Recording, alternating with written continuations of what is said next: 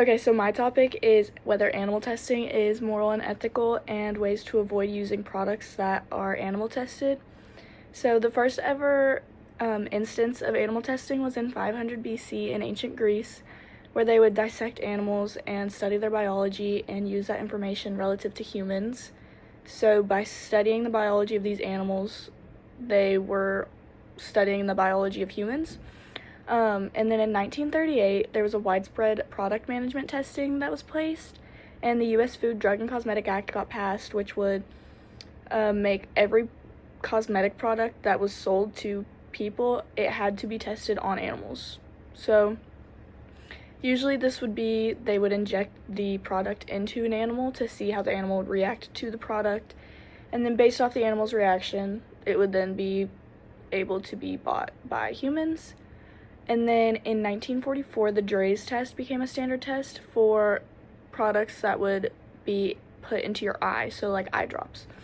So that test consisted of putting the product into the eye of a conscious animal to again test their reaction relative to how a human would react to it.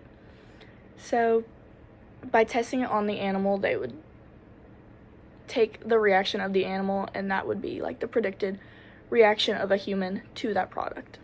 So we know that animals are conscious due to emotional and intelligent behavior that they exhibit, such as memory, and like they plan things. Like for the winter, they have like planning and memory. So that's how we know that non-human animals are also conscious. And since we know that non-human animals are conscious, like humans, we should know that it's morally and ethically wrong to test on animals, because these are tests that we would not run on humans. So really, why should we run them on animals? And then I have some statistics from a website that was published in 2023. So the numbers could have changed, but they should be similar or around the same numbers. So it's estimated that at least 192.1 million animals worldwide were used for scientific and experimental reasons in 2015, and that includes almost 80 million separate experiments that were run on animals.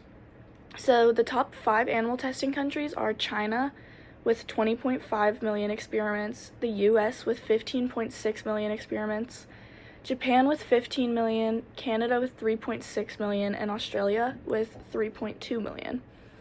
So, like I said, animal testing is unethical, it's not moral, and so I have some statements from philosophers and other people on why animal testing is just not needed. So philosophers such as Rene and Descartes have stated that even though animals are capable of suffering, that they can't rationally experience emotions like humans would. So their suffering isn't really relevant to what we would experience. So there really is no purpose of experimenting on them, and it really shows no purpose of helping humans. And then others like Edmund O'Meara, who is a well-known physiologist, and Gene Ryland Jr., who is a well-known anatomist, believe that the suffering the animals go through can alter the test results, which would make the test then invalid and, again, not really relate to how humans would react to the product. And then philosophers like Kant have pointed out that by starting with animal cruelty, it's like a gateway to leading into using humans for these tests, because obviously experimenting these tests on a human would be more accurate.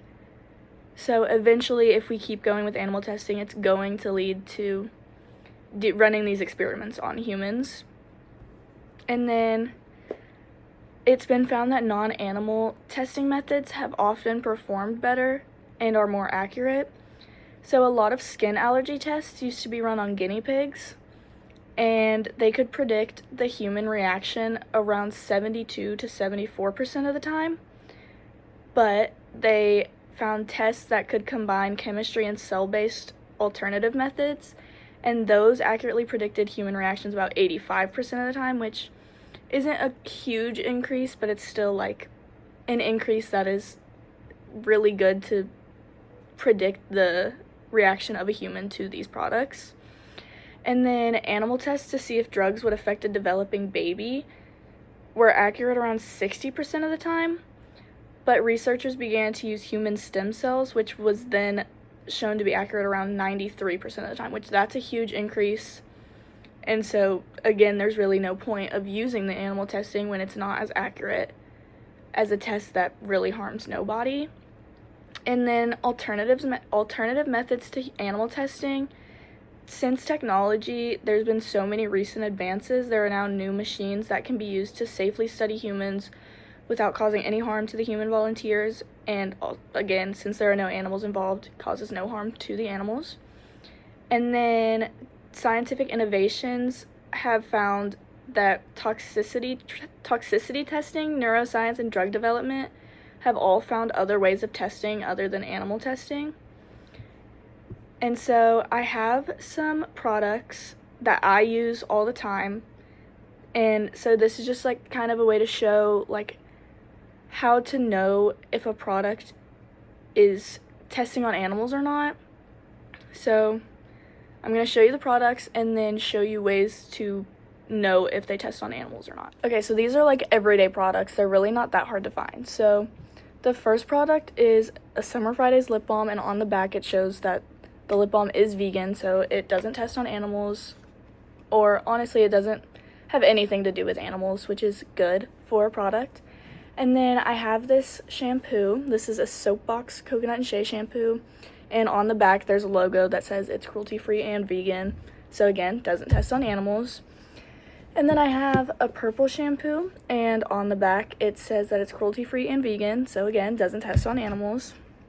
I have a Kristen S conditioner, and on the back it says it's vegan.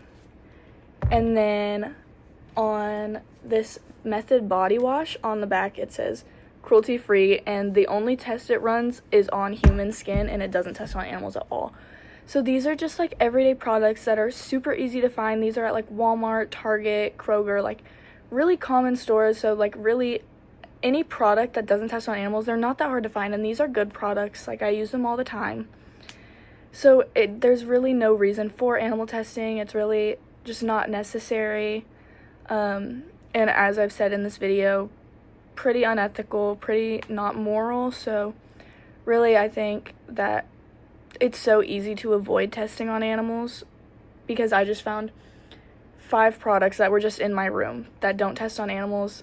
So yeah, it's really just not that hard.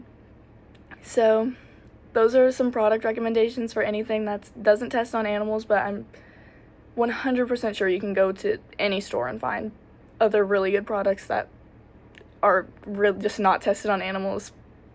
So thank you for watching.